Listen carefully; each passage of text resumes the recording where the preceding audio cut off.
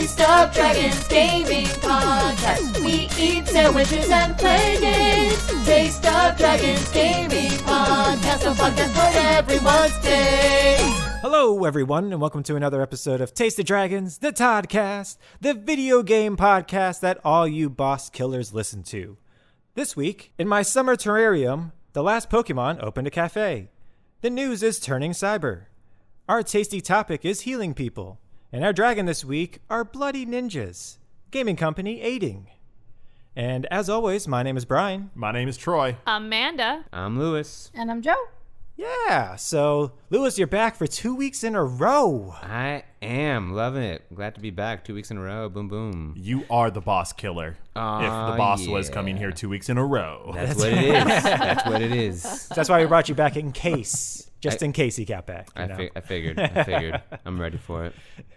We've been watching one of our friends streaming. He just got into it, and he's been streaming Sekiro. Yes. Prince Baby Boy, check him out. Yeah, that's right. Prince Baby Boy on Twitch. Sekiro, one of the hardest games of the past 5 years. Yeah, and it's frustrating to watch. Yeah, I get stressed out. Yeah, he's been stuck on a couple of bosses here and there, but he definitely got stuck on the very last boss, which I don't blame him because it is four phases of completely different stuff all the time. For someone who doesn't block or dodge in video games, I can't even I can't imagine. I would never ever beat that boss. No. Yeah, you'd break the game out of anger. It's frustrating. Just watching him, I'm like, no, just do that thing. Do the jump again. And it's more enjoyable watching someone go through that because it kind of it makes it a different story where you're just trying to see like how far can the human will be pushed. Yeah. He did 2 full streaming days of just the boss. Man. Almost 12 hours probably. It was over 12 hours because each one of those days was 6 hours. Wow. Whoa. There were definitely like reviews of this game that are like, this game is amazing and I loved every part of it, but the last boss ruined it for me and I'll never play it again. It was like, that's how hard it was. Wow. Like, even people that are like, yeah, give me a hard game, were like, that was mean. That was dumb. Dumb. You did a dumb thing. Hey, but right before we started recording, he completed it, so good for him. Huzzah! Yeah. Woohoo! He's finally the boss killer. Yeah. We should break down the name of Boss Killer on this episode one day. Like, what does that come from? What is that? Yeah. Killing bosses? Is that like a work thing? I don't know. I'm just putting it out there.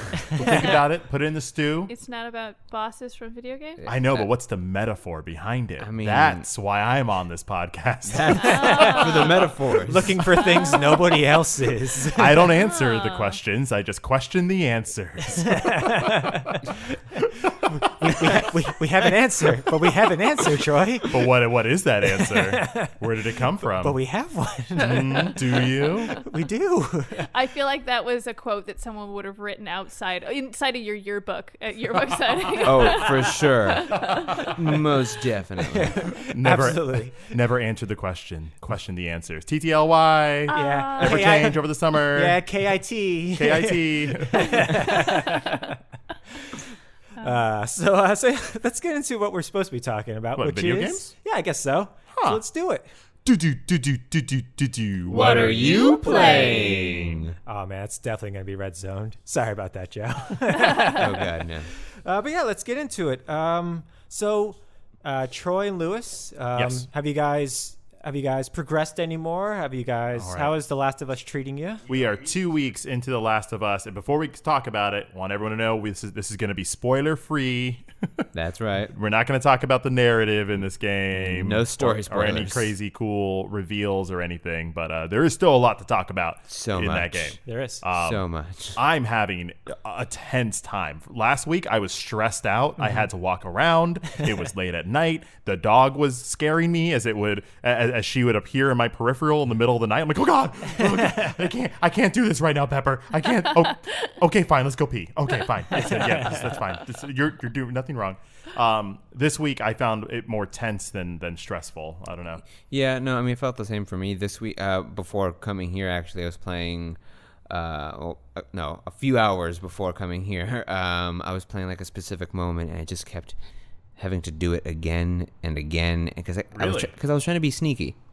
I was trying to be sneaky the whole time, and then I decided, you know what? Never mind. I'm going to kill all the dogs. Oh, okay, yeah. okay. So I think we're talking about the same moment here. Our dog literally perked up when he said that. She is concerned. She's in my lap right now. I apologize. So that's actually something I wanted to talk to you about. Is I wanted to focus a little bit on the combat gameplay of Last of Us. It is kind of like this really diverse set of tools that they give you, and they don't tell you what you should do. It's up to you to kind of figure out how to use those tools to get past this scenario. But the tools themselves, I think, are actually really robust and very unique and interesting for this type of game.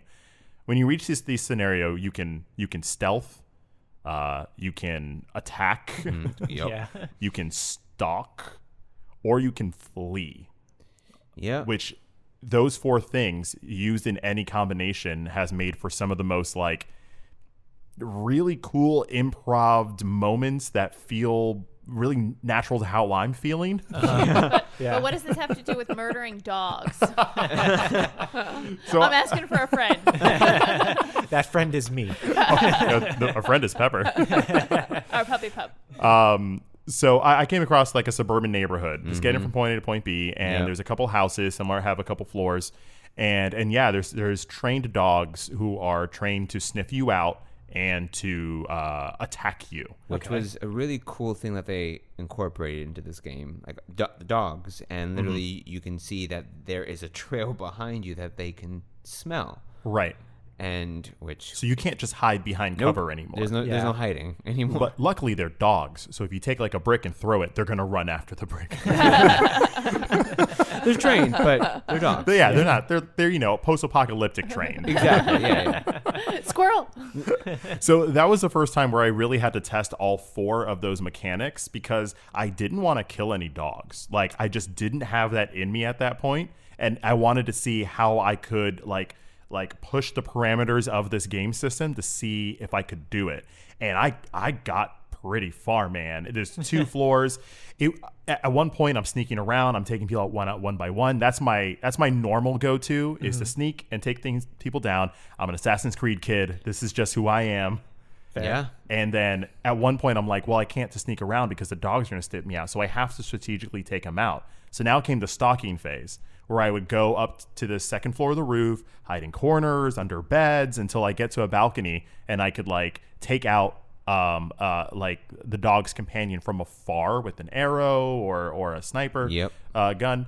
And that's where things got a little sad, because if there is a dog with someone walking by it and you take out that person, not the dog just looks around, whimpers, and then just starts sniffing at the corpse and like pawing at it. I'm like, oh, at least you're not dead, bud. I'm sorry, but this is how it has to be. Yeah. I mean, for me, I did the sneaky way first, where I like was just trying to like maneuver my way, and like if there was someone in the way, I would like distract them or maybe take them out a little bit. And then I got to a point that I kept running into a lot of people in one place. Right. And I kept dying, and then I kept coming back. And then at one point I got into an engagement with a dog and 2 people, and then I ended up like outside of a house, laying down in the grass, In the tall grass. half dead, like bloody as hell. And I felt that same way, and I was like standing, and I'm like, you know what? Screw it. So then I got like some proximity bombs. I like put one Black near the Sabbath door. starts I put one near playing. the other door. I saw someone over there. I took out an arrow, just shot him in the face. Someone else popped up, shot him too. You went like full apocalypse now. Essentially. And then I saw there was a clear way, so I ran towards the house. Yeah. And then there were people chasing me, and I got a shotgun, and I just shot my way through, and then I just kept going down and down and down, because it was a part that literally you just kept going down a hill, but through houses. Right. So it was fun, exhilarating, exhausting. This game kind of highlights something that I think is maybe affecting me more as I get older. Is like, I don't know how graphically I want to see human beings die. Is like, I'm playing The Witcher and you like lob limbs off and stuff. Yeah. And it's getting to the point where I was like, I don't want you to make that any more realistic. Yeah. Or like, Oh, can I man. fight something that isn't human? Like, the plant monsters are still a little too humanoid. It's just like the idea of you shooting someone and then having a dog paw at them and be really sad is just like, I didn't want this in my video game. I can't Yeah. I can't fight bug monsters. That's not okay. I would feel better with bug monsters. Yeah, and it's rough, especially with the dogs too. Because if the dogs get close to you, you can pull out your machete and just and kill them that way. And it's like, oh god, and you can hear them like, I don't want that. Yeah. At all. Yeah. I'm out. Yeah. Totally out. Yeah. Not about that life. It's gotten real. Like I think in one of the times when I had to come back, a dog jumped at me and I shot right at its face. That just instinctually, I didn't think I would get it because I was just like shooting blindly from the hip essentially. Yeah. But So I think here's where that realism is working is because it was so kind of immersive because of how the AI was acting. I actively did that scenario without killing dogs, and it took me an hour and a half, or probably longer than it should have. Yeah. But I just didn't kill any dogs. But you did until say the very end. But you did say the game is very on rails, so it's not like I think whether this is beneficial or not, Right. the game doesn't reward you for doing that. That's definitely a player choice that doesn't affect. It's it's not me who's killing these dogs. This Yeah. is not a game where you're making decisions. You to a certain degree with this, yes, it is. Ellie is being put through these trials, and you're just getting through them. But like there is the option of fleeing. I Yes. very much so do not need to engage in anyone here. I Yeah. could just run and get to the next section. But I do that at the detriment of not getting collectibles, of not getting Supplies. ammo, supplies, and Yeah. that's where that choice does come in. So And you feel like you could definitely beat the game without engaging with people. I don't know. Okay. I haven't beaten it yet, but I think you can choose not to engage with people and be okay. yeah, Okay, you can get through okay. a lot of scenarios without engaging. But like he said, there are so many supplies that you. And I try to make it as real to me as possible. Like I'll try to get through without alerting anybody or killing any dogs or Yeah. whatever. But then if something goes wrong and I'm spotted, I don't back out and try to redo the scenario. I just accept it as this happened. You keep going. And at that, like in that scenario that I was talking about, when someone did get me at the very end, they're like, "Who's that?" I'm like, "Oh man!" Like I envisioned that there was just going to be this wild pack of dogs just that bonded together, like 4 or 5 of them without their masters, and they're just like, "Oh, did your dad die too? Your mom? Well, let's get together. Let's have fun. We'll be okay." And that all went out the window with that last person who saw me, and then all the dogs came back, and that's when I fled. I took down 2, but then just left the scenario. But it's that choice, I think, that is making me care about those scenarios. So Yeah, and also like It you said, works. you're not really rewarded or not rewarded by killing them or not killing them because it doesn't Yeah, have an there's no effect on XP the or story. anything, yeah. right, There's no like you go on and then oh hey hey, at least she ran away, at least she spared Phil, like, there's Yeah. none of Yeah, that. there's no Yeah. mention of it. It doesn't affect you. There's not like a good or bad meter. Yeah. It's not like, this oh, is- you collected 12 dog ears. Here's Yeah. a knife. Or Yeah, something. it's just this is the world. So whatever you decide to how you do, make that's it how through you it. do it. and there is an argument to be said about fleeing. If I had fled, then maybe I wouldn't have used the resources that I used in that fight, the med packs when I got bit by the dog, Yeah, the yeah. bullets the arrows. So I ended up actually using what I probably wouldn't. Yeah. Yeah. So that's just how good the game is. It's just a way of us saying like you can do this at however you want these scenarios, and they're both just as good as the other. There's no right or wrong answer. Definitely just not. do what feels correct in that moment, and doing that has so far for me been the most rewarding things in that game. No, definitely. I love it. Every second of it so far. I'm Nice. only like 11 hours in, or a little under 11 hours. I stopped counting, but I'm up there. Yeah. Yeah. I only know because when you save the game and it tells you. Yeah. That's how I count. I wish more games did that, but yeah.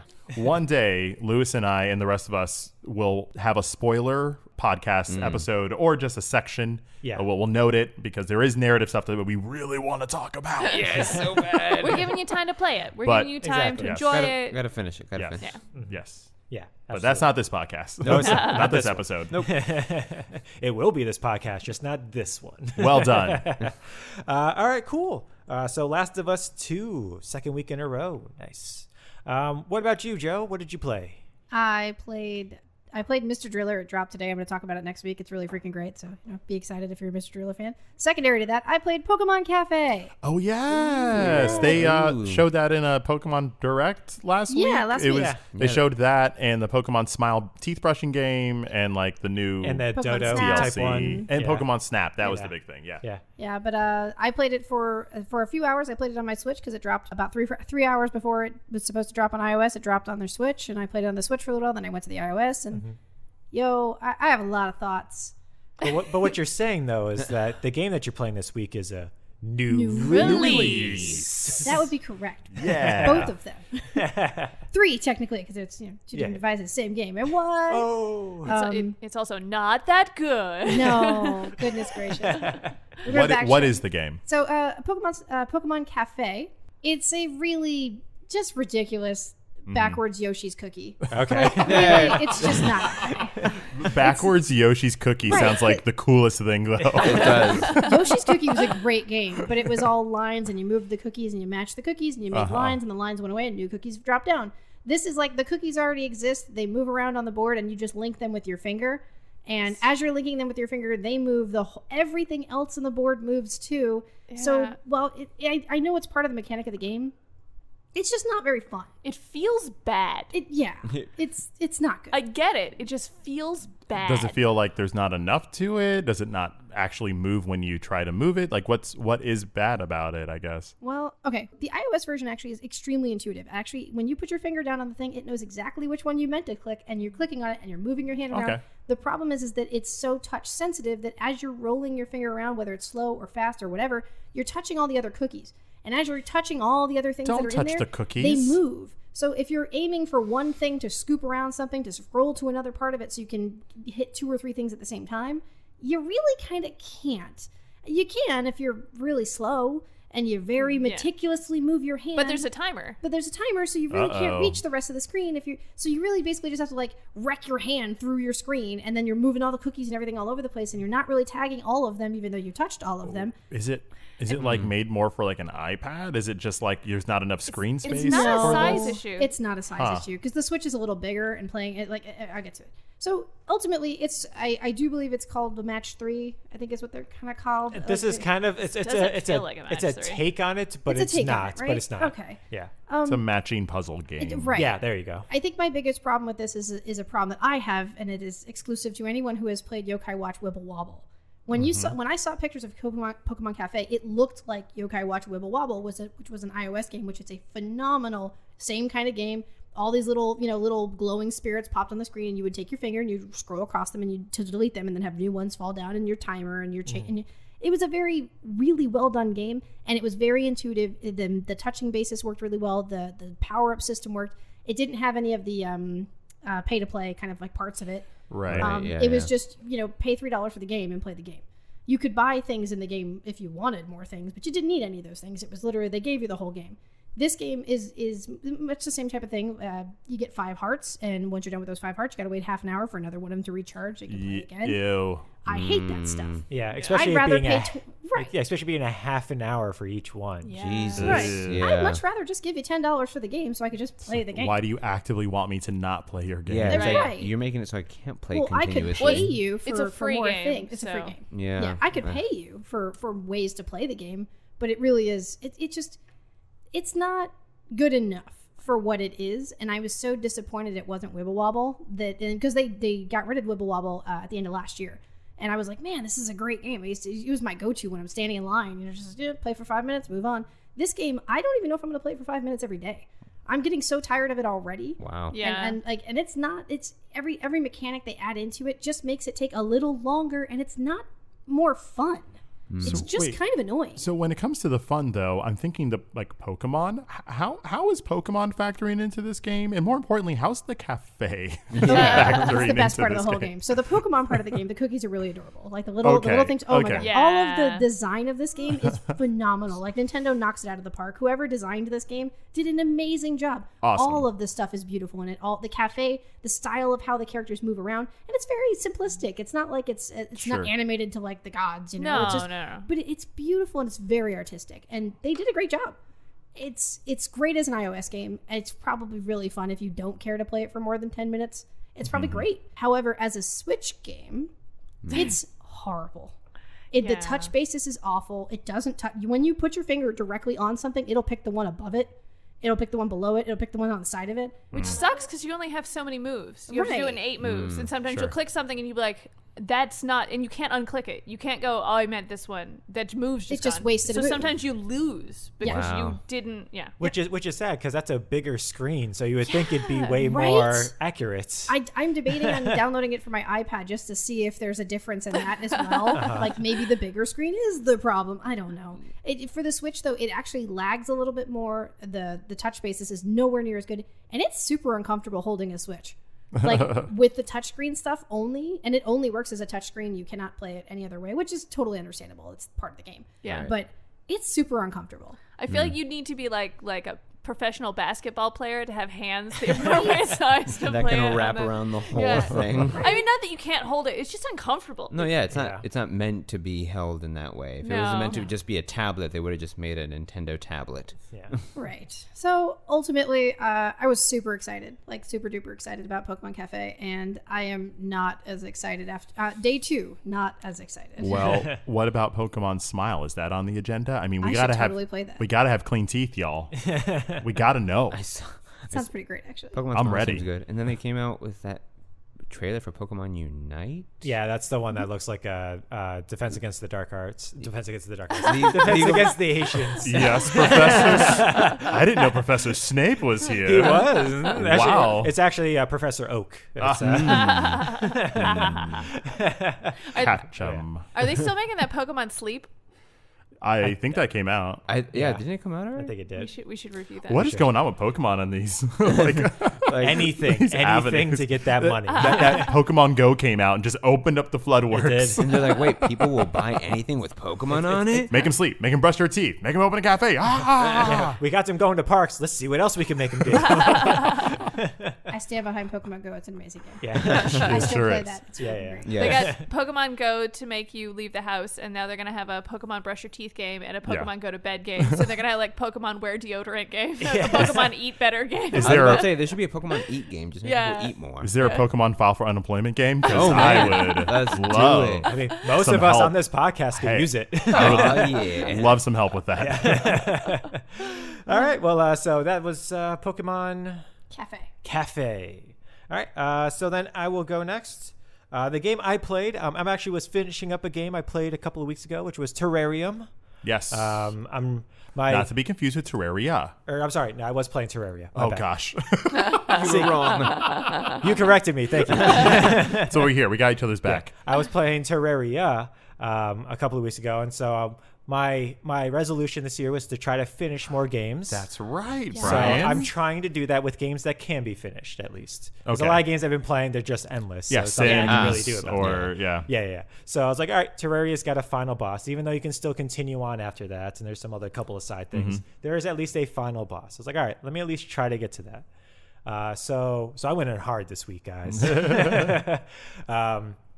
I had that up, and then I have my streams that I'm watching on the right hand side. So I'm playing it, watching some people, playing it, watching some people, having a good old time. Yeah. Those bosses in that game are hard. Not easy. I see you were inspired by watching all this boss fight energy Yeah. that you wanted to jump on in. Yeah, I was. And then, seeing all the Last of Us people playing as well. Just watching some of those streams. And it's like, all right, I could get into something that takes a little bit of intuition, a little bit of gumshoeness in order to get through it.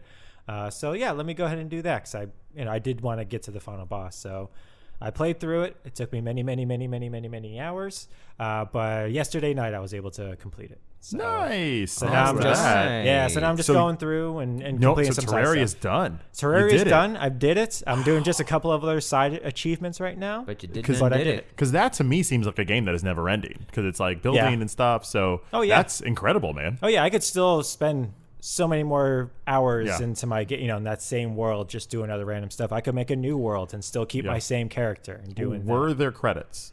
no, there was no credits. But they do, or like this is. But this is the those are final boss. bosses. Yeah. Gotcha. I got the achievements. You defeated all bosses. Blah blah blah. Is that the one I watched you Yeah, the guy with the eyeballs in the hands. Yeah. Yeah. Oh, I yeah. walked by like so many times in the day. I'm like, oh, still playing that really cool looking game. I like your little pet that's floating around. And he'll come out here and be like, that's a summon. Like, pet thing, really great. Walk away.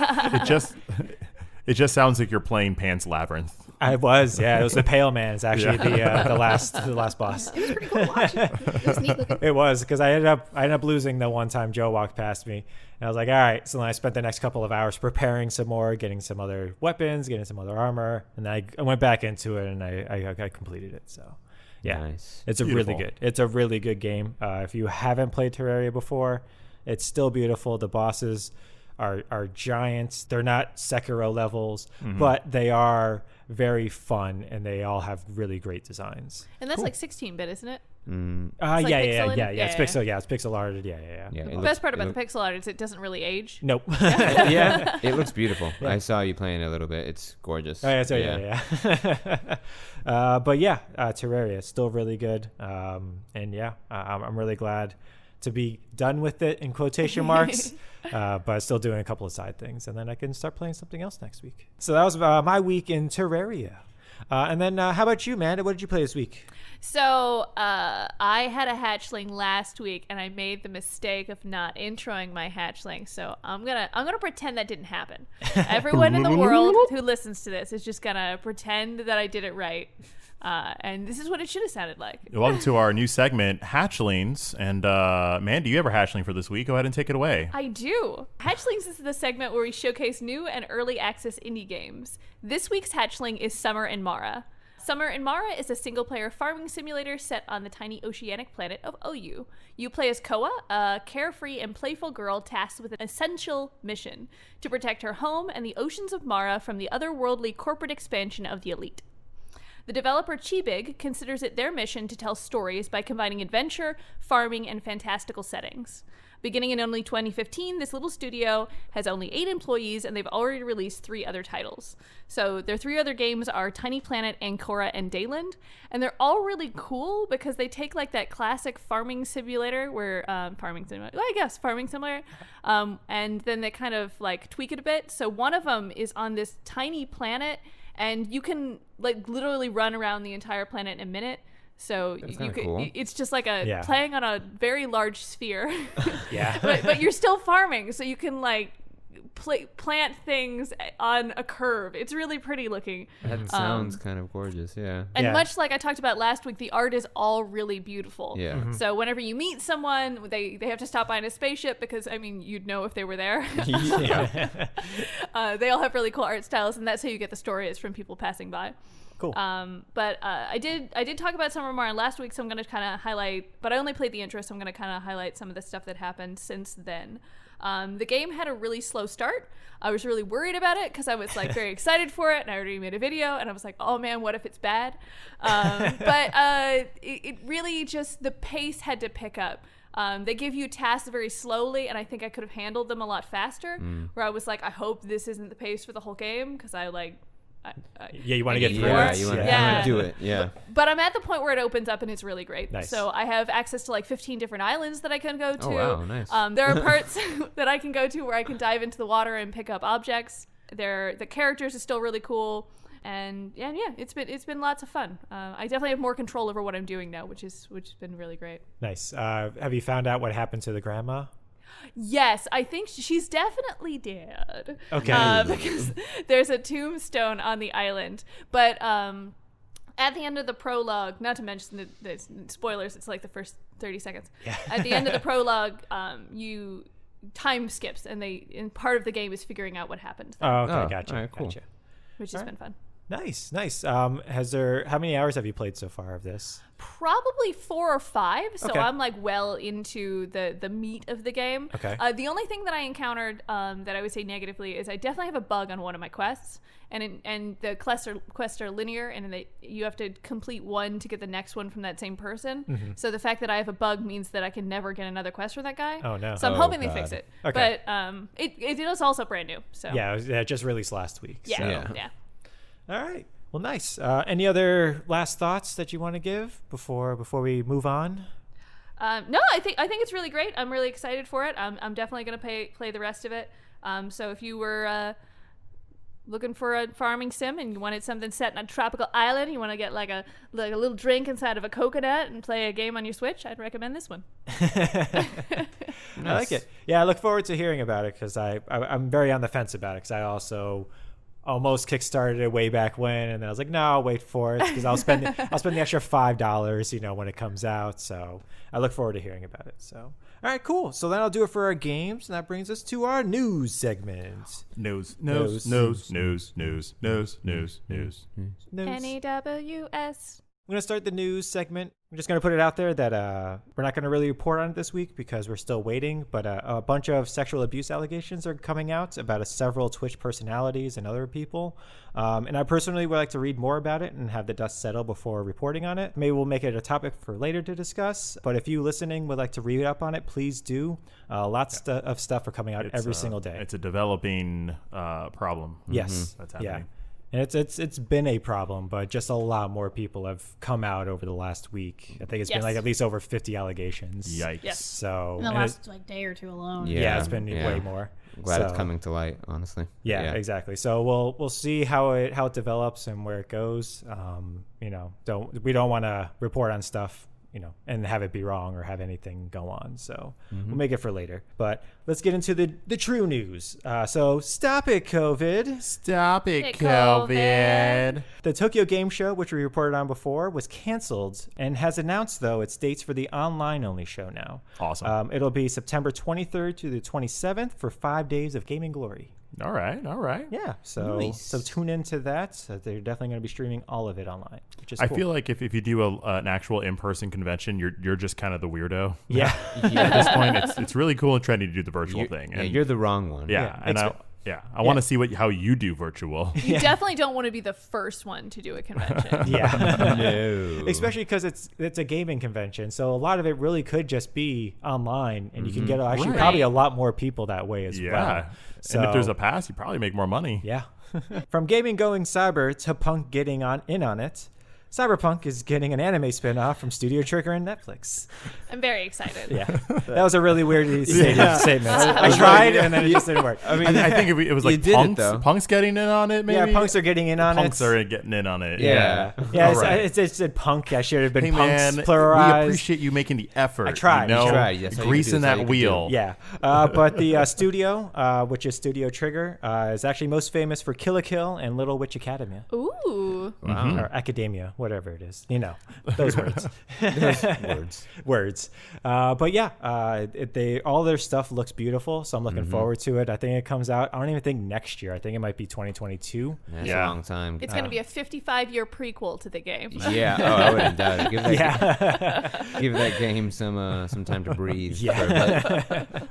And then still on the Cyberpunk train, this stop gets off on the newest gameplay footage they released, and Troy has all the details. Yeah, they're starting this new feature called Night City Wire, where it's going to be kind of like a direct, like a Nintendo Direct, but it's just Cyberpunk news. It's just for this one game. Wow. Okay. And it pretty much could be like once a month up until it releases in November. Is Keanu Reeves going to host? Gosh, I hope so. He just Oh my continues to point at the gosh. screen. He's like, "You're beautiful, and you're beautiful." You're breathtaking. Yes. That would be amazing. They had two developers. One was very entrenched in the story development of this, and basically they got on to on one hand announce the news about the anime, but also pretty much tell all the journalists that now they can talk about Cyberpunk. Yeah.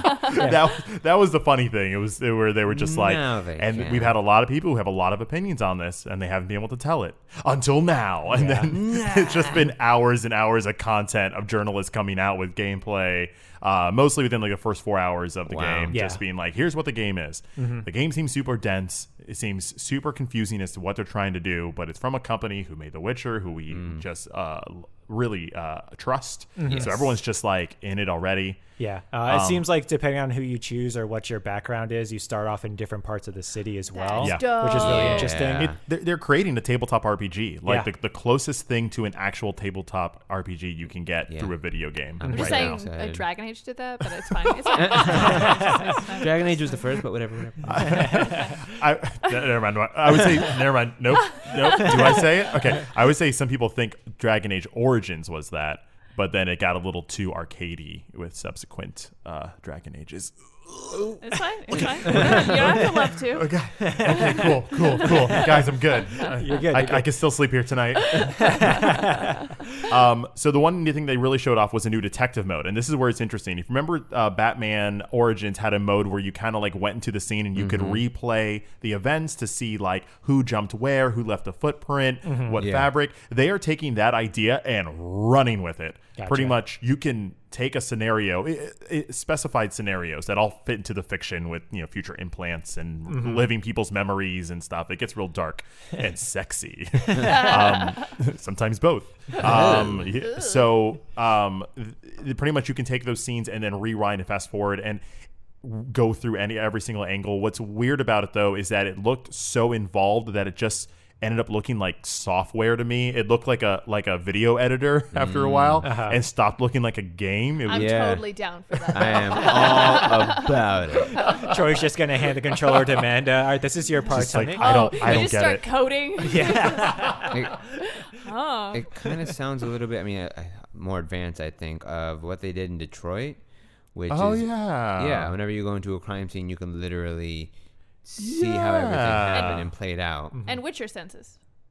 Yeah. And also, it's that Watch detective Dogs mode. as well did it. Yeah. A bunch of companies have done it all right. recently. Well, maybe this was. I'm way better at this than I think. It looked scary though. But if That's they do awesome. that and they do that well, I think that's a great mechanic to add to the game. I'm excited about the idea of I'm having excited that. for the game. Yeah, definitely. I mean, I'm gonna play it on PS5, not PS4, but yeah, still.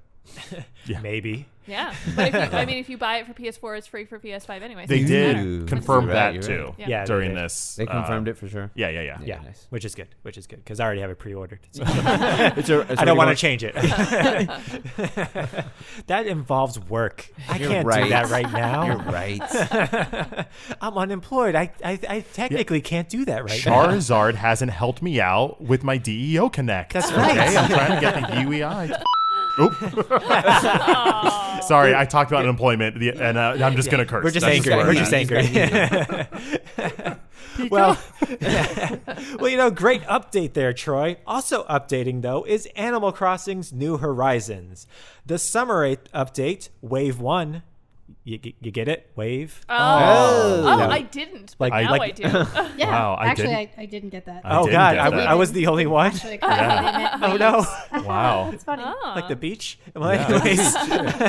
Tell them why Wave is funny. Go ahead. Wave is funny because you see the motion of the of the water comes up, and then because of the slope of the beach, I just meant because the new DLC involves waves in the ocean. Yeah, that too. Okay, but anyways, it comes out, and it will be bringing something many people have wanted for a while: swimming and diving. It's bringing something I've wanted for a while, and it's not necessarily swimming; it's swimsuits. That's what you want. I want my beach wear. I wanna want to just look. rock 'em. I want to look cute. That's it. They look like old-timey swim pajamas. Yes. Yes, they do. The game is very much like you can't take your shirt off. Nope. You're definitely going to wear a shirt the whole time. So I love the idea of everyone having like Victorian swim trunks. I'm for it. I want mine to have frills, and I want an umbrella. Oh my goodness, yes. And then they're bringing in Pascal, and they're bringing in Pirates. What's its Gulliver. face? Gulliver. There we go. Yeah. Which, sure. Yeah. Why not? Why not? This seems to open up. It allows you to get new creatures from the deep. You can dive and get starfish, and I think just opening up the beaches or open up the beaches. Yeah. I think just opening up the waters to let us to explore is going to reinvigorate me to want to play the game again, which I haven't in a while. Exactly. Especially if you've already completed your museum. This gives you new stuff to collect, and it integrates into your existing museum as well. That's nice. Yeah. So like a lot of the stuff on the floor, you'll actually see them in your existing aquariums that are already in your thing. Oh, wow. Nice. Yeah. Great. Pretty cool. But yeah, it's pretty awesome. Then they're going to release that. I think it was July 3rd, if I remember correctly. Yes. Yeah. That's correct. And then Wave 2 is going to be in August, I think. So yeah, looking forward to that. Especially because I know many of us have kind of waned a little bit. Yes. Yeah. So it might bring us back. So yeah, if you're not sweating enough though from that hot news, I got some steaming hot news for you. Ooh, Steam is having their summer sale going on now. So if you want a game, chances are it's on sale for some sort of % off right now. And it goes on until July 9th. I'm writing that down. Yeah. I got an email earlier that's like 9 of your games on your wish list are on sale. I'm like, I'm sure it's more than that. You're only alerting me to 9 right now. Cool. I'll check it out. Yeah, definitely check it out. And then if Does- you're getting... Does Epic Game Store know that you're making announcements about Steam? I mean, did you Well, I'm about to mention them. Shh. okay. Because if you didn't get incepted with that news to buy games, Fortnite would like you to get incepted with its game to watch Inception. That's right. Fortnite, the game, is hosting a movie night. It's going to be after Oh or my before gosh. this already goes out. But if it does well enough, they're going to do more. But they're actually doing a movie night of the movie Inception. Wow. It just hit me that I'm going to watch this. Yeah. Like when you mentioned this before we started podcasting, I was like, I don't want to get on Epic's Fortnite to watch Inception. And I you actually are? haven't seen Inception. Neither have I. Because the 2 times I've watched it, once in the theater, I fall asleep. Because I have that weird thing that if the subject matter is sleep, I get tired. Yeah, that's fair. That's fair. That's a condition. Look, yeah. I immerse myself in the film, and Yeah, if you people are feel it. You sleeping, feel it. yeah. So I've fallen asleep. So maybe if it's in dumb Fortnite with like all the dumb fun things you can do, Yeah. maybe I'll pay attention. Or if I ever was going to finally watch this movie, it seems incredibly cool in the most horrible way to do it in Fortnite, the way Chris Nolan intended it.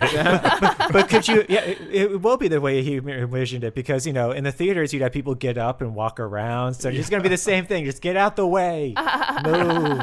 Oh, you're not getting out of the way. I'm just going to shoot you. All right, go back. And thematically, you are watching as someone who is watching Inception. Yeah, If you, like your character. That's yeah. true. You're How- incepting True. it. Yeah. How Yeah. will that work?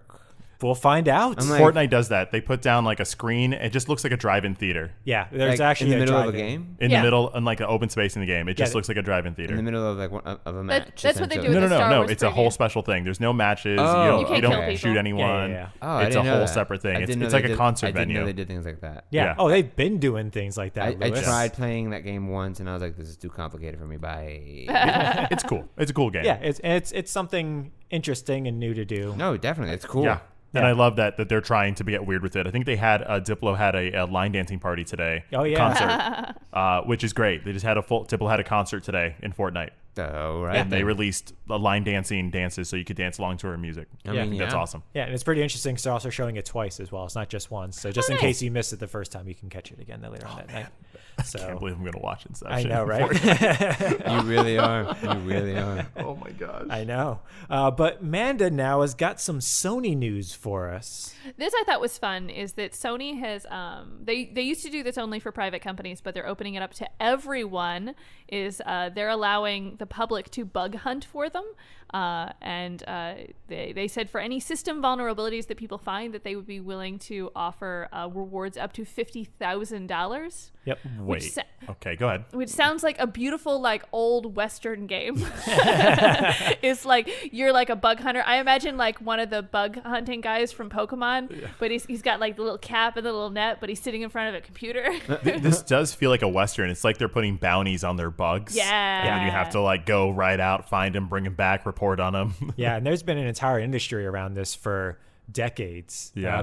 Companies just pay people, hey, if you find something, please tell us instead of other people. Yeah, $50,000 is enough for you to be like, I was gonna do something bad, but you know what I mean, I do hope not that anymore. there is like an actual incentive that if people are doing this work, they will get rewarded. That it's not like, hey, do this and there's a chance we may reward you, because that otherwise it's just like getting people to do your work. It seemed to imply it wasn't like, hey, this game released, tell us if you can't finish this dialogue option. This is specifically for like, hey, if you're what did you call them, white hackers? Yeah, they're white hat hackers. White hat hackers, if that's what you do and you look at our system and you find something where you can get someone's credit card data or something like that, and you notify us, we'll pay you instead of like you going to the black market and then selling people's credit card numbers. Yeah. Yeah, I don't know. It's just a little icky to me though, because it feels Yeah. like people will put in a lot of work and not find anything, but they're not really going to get compensated for the work that's a good that point. they're, Yeah. that, you know. Yeah, no, I understand what you mean, but like I said, this has been a thing that's been for decades. So as long as they follow what it is, they'll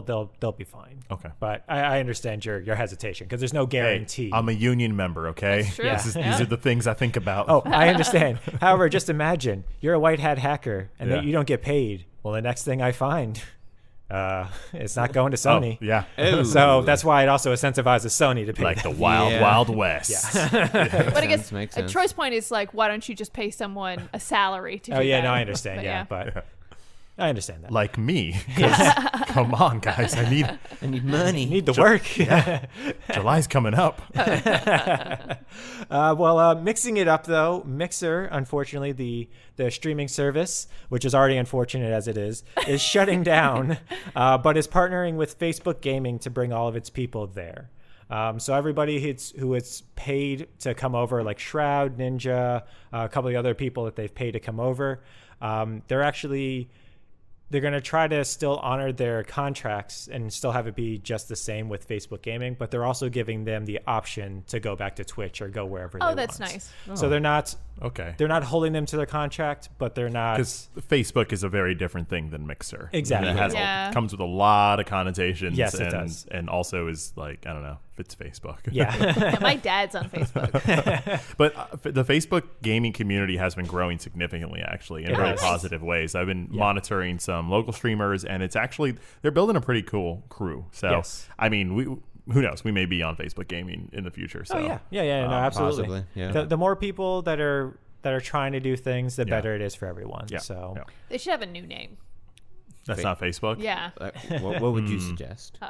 I don't have any suggestions. Oh, you just think they should have a new name? just not that. criticism. Just Wrong name. Take the Facebook out of it in general. Yeah, that's More what I'm people saying. will probably Yeah. do it. Yeah. and then smashing success, Super Smash Brothers put out the next DLC character trailer, and it is Min Min from ARMS. If you guys haven't seen the trailer yet, it was really well done. Okay. It's all animated, like actually animated, cel shaded animation. They did a really good job on it. Yeah. The most important question: how cute is Kirby? Kirby is very cute. Oh, Okay. adorable. All right. It's the best thing. He's Yeah. wearing her hat. It's the Yeah. best. The ramen bowl hat. Yeah. It's amazing. Yes. Did they say like when like that? This is they had the first phase of fighters last year. Correct. Are they doing a new phase starting Yes. with Minna? Yes, they are. Yes, Min so Min. with Min Min Min. Min. Yeah, this is going to be the very first one of the next fighter pass. Okay. So the Okay. first fighter pass, I think, had 7 characters. Right, This next right, one's right. going to have 8. Great. Oh, wow. That's been All the best way to play Smash for me. Like I don't play all the time, but when a new character comes out, it's just fun to go in and test that new character. Definitely. And it's just the Yeah. right amount of Smash I need every 3 months Yeah. or 2 months.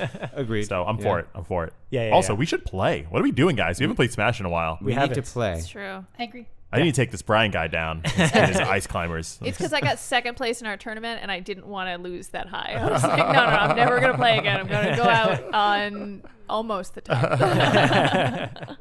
And then that'll do it for the news. But now we have the best segment, which is Turn Up for What?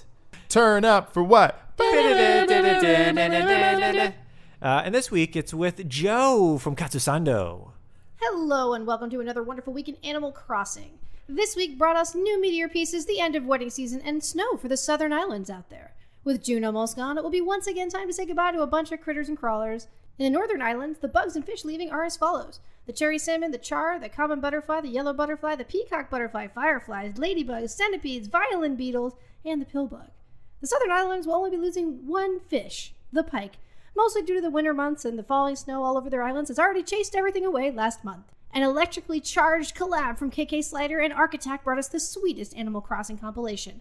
KK Slider's static-filled tunes recorded on Architact's Tesla coils is a match made in electronica heaven. Check it out, it is pretty darn cool. And now, on to the turnips. This week, as reported by the Sow Jones. While turnips started this week selling at a low of 92 bells, prices soared midweek, selling as high as 607. And that's it for now. This is Joe from Katsusando, signing off and reminding you to look up for the shooting stars, watch your step to avoid pitfalls, and always save your rusted parts. Back to you, Dragons. Turn up for what? It's the best segment. Thankfully, there's a new wave coming out, so we got more to put into it.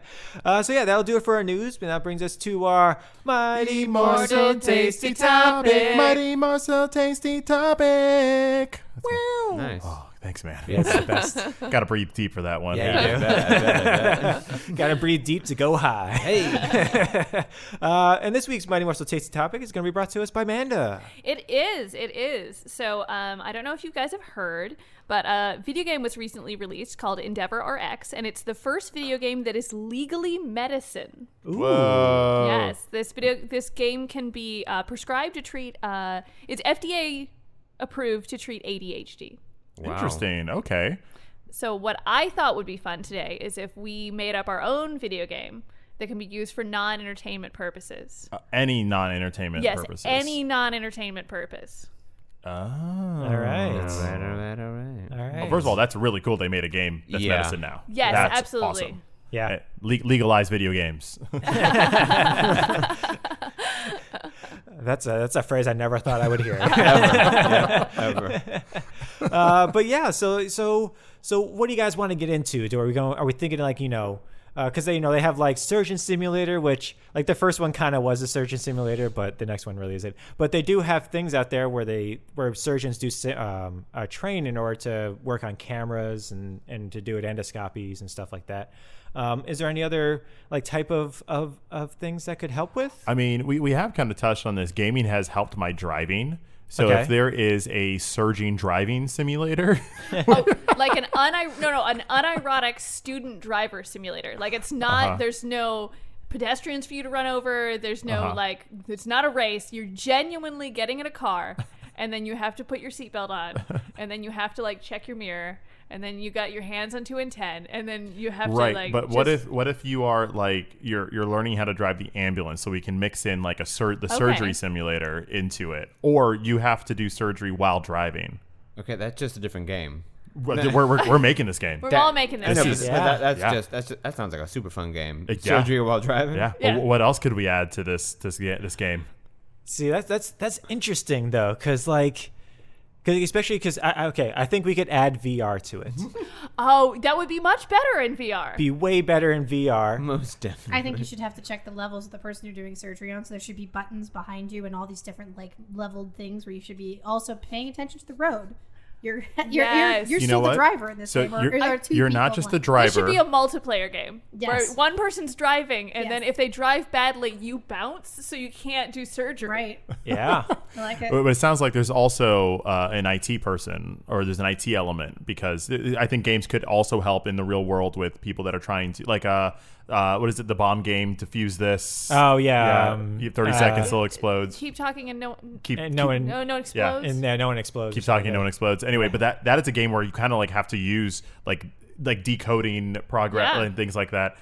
So I think adding that element into say you're using the defibrillators and then the machine stops working. You have to fix the machine in order to get the shock back, in Oh, order to bring the yeah. person back to life while driving them So to the hospital. You're saying you're in a post-apocalyptic ambulance because the technology isn't very good. I'm sure. You're like fixing it as you're going. Yeah. You have to also build it, I guess. And that's why the roads are bad.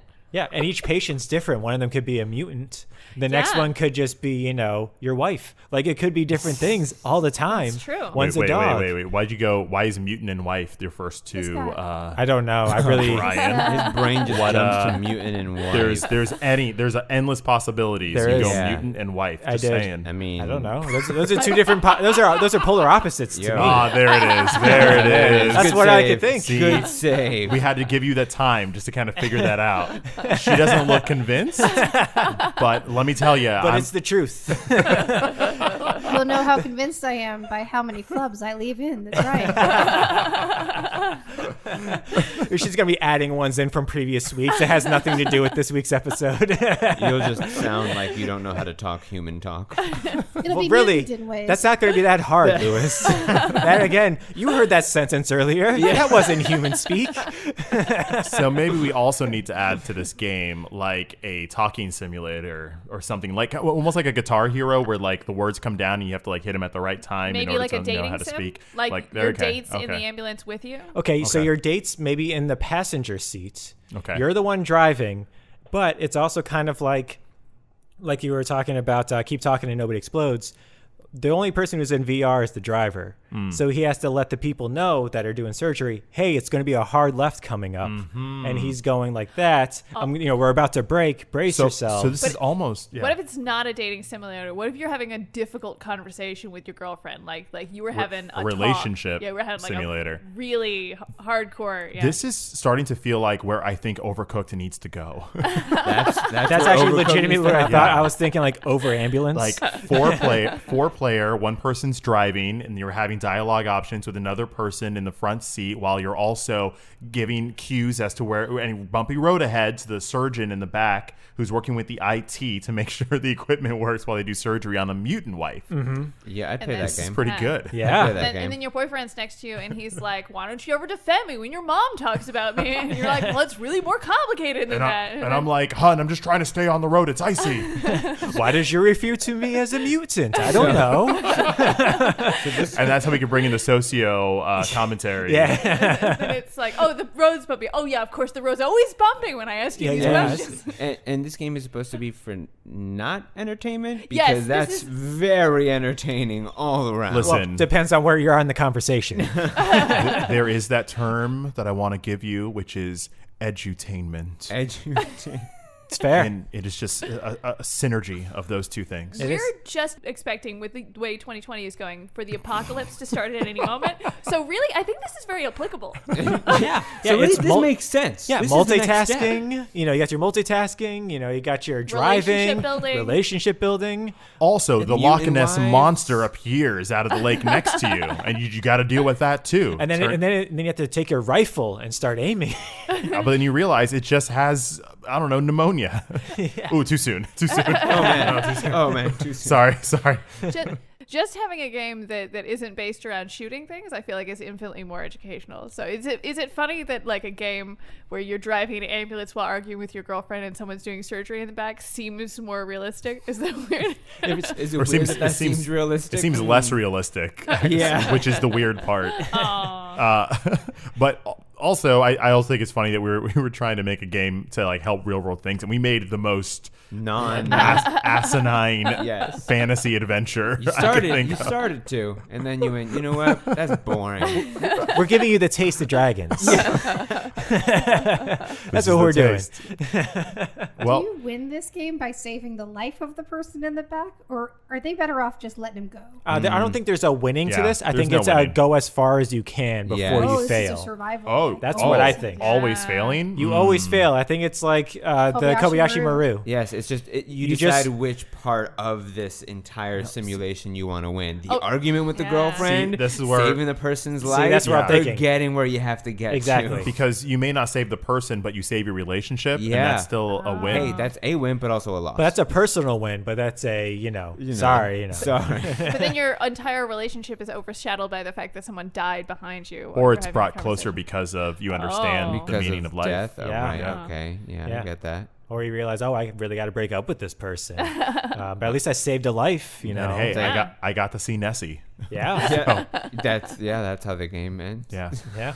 You take a picture of Nessie, and then that's it. Just to point out what this game is, it's a surgery simulator that you also have multiplayer surgery simulator driving game in VR that has a dating simulator built into it, a person checking levels to make sure there's not a dead person in IT.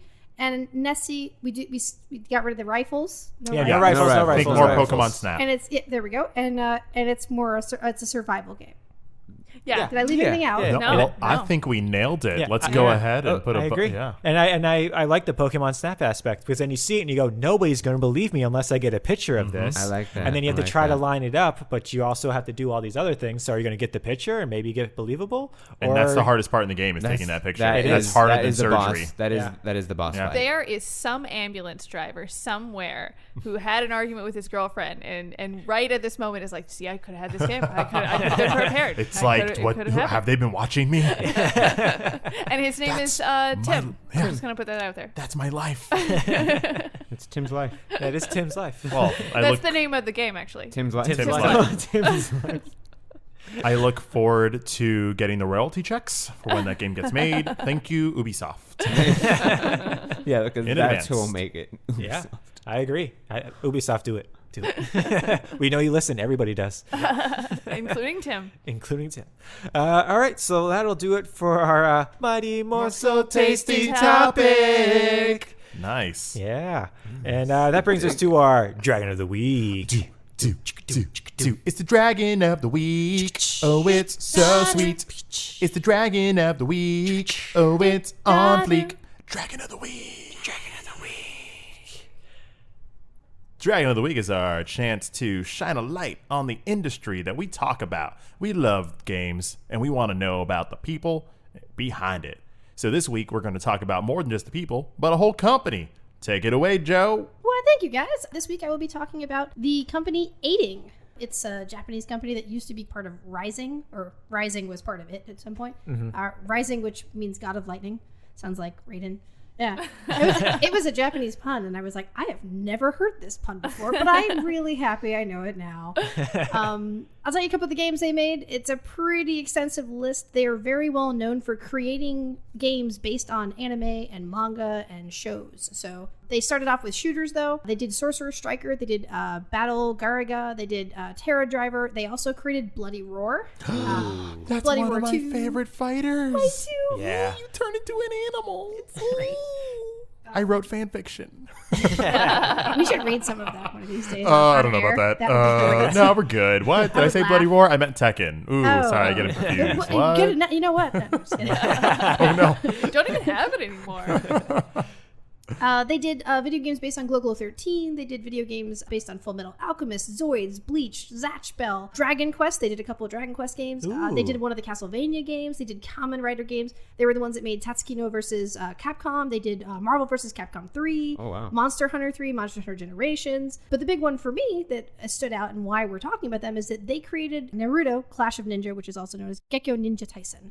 And it was for the GameCube, and it's one of my favorite fighting games of like all time. They is. also made Battle Stadium DON, which is one of the worst fighting games I've ever played. But I have so many positive memories to it because the Japanese voice announcer, he sounds like the guy from Smash Brothers. But he was always saying their names in English. So like if it was Chopper for One Piece, he was like, Choppa! And he had the most amazing way to say people's names. Naruto. It was like, this Nice. doesn't sound like, this is great. Everything about this is wonderful. This game's terrible. But I'll listen to you talk all day. Mr. Announcer. But anywho, they started off in 1993, actually. They were founded in the city of Ota in Tokyo, and they were founded by former members of a different gaming company called Compile. They had been, all of them, laid off from their original gaming company, having been folding and going under. It was an arcade company. So many of them were actually known as very big deals in their fields. Like some of them did shooters, some of them did fighters, and they decided they were going to create 4 different companies, and they were all still friends. There are way too many names to name. There was no one head of the company. There was nothing like that. It was actually like a group of about 23 different people that all decided they were going to create these companies. Yeah, they compiled themselves. They did compile themselves. So Raising was the name of the main one that actually created the games and published the games. Aiding was the name of what their media side of their company was.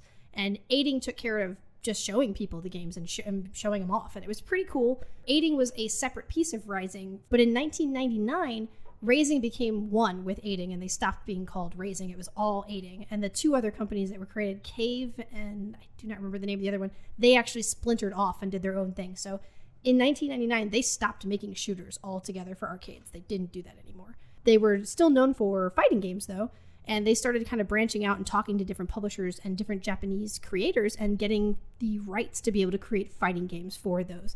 Bloody Roar still remains the only game they've ever made that was a fighter game that they created themselves. Everything on that, there was nothing else published anywhere else. Because no one else would believe them and like do it. And like in the middle of the fight, they're going to turn into a kangaroo. Yeah, and it's a good start. It's a great. If Bloody Roar is probably one of my favorite fighters, the GameCube era of fighters. Like it was just so perfect. Yeah. I think that was Bloody Roar 3, if memory serves right.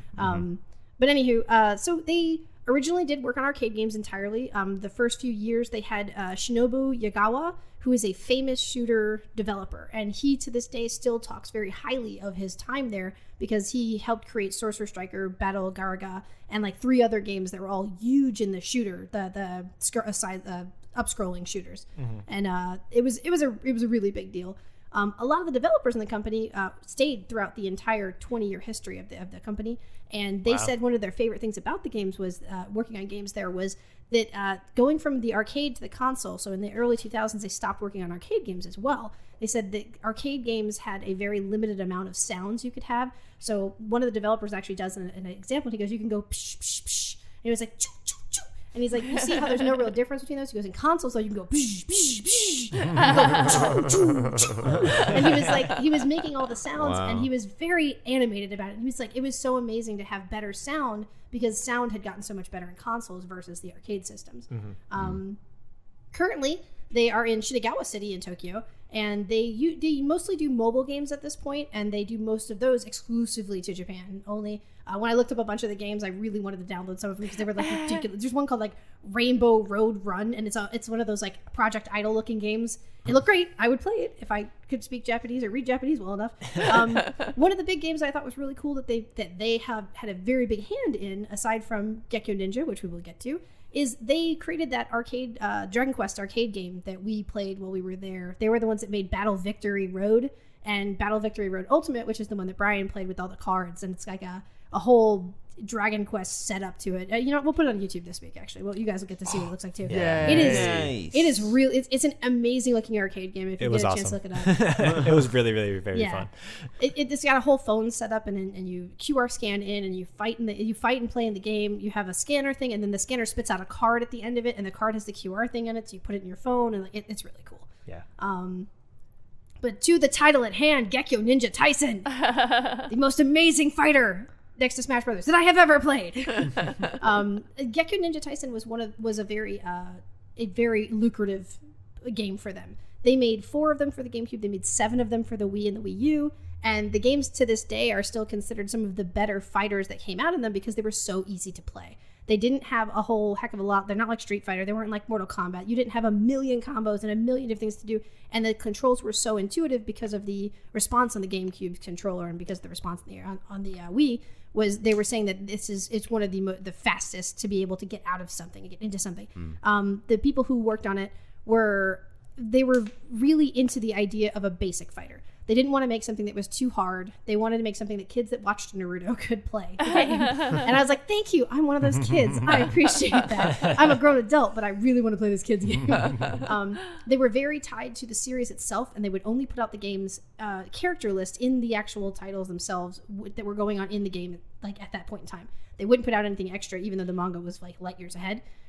They put in secrets in the game where if you were watching the show and you knew how to do if you knew certain things had to happen, if you pressed a certain combo or whatever, a secret move would happen that only happened in that point in time in the show. Oh, that's fun. So, yeah, so like when Rock Lee goes to that drops the weights and he gets really faster. It's super cool. It happens in the game. It's super cool. It happens in the anime, but you don't know unless you type in the actual combo to do it that he'll loosen up the wraps and he'll actually hit Gaara 9 times and 8 times into the air and smash him down. But he'll only do that for Gaara at this specific moment if you type in the right code. It was pretty great. That's awesome.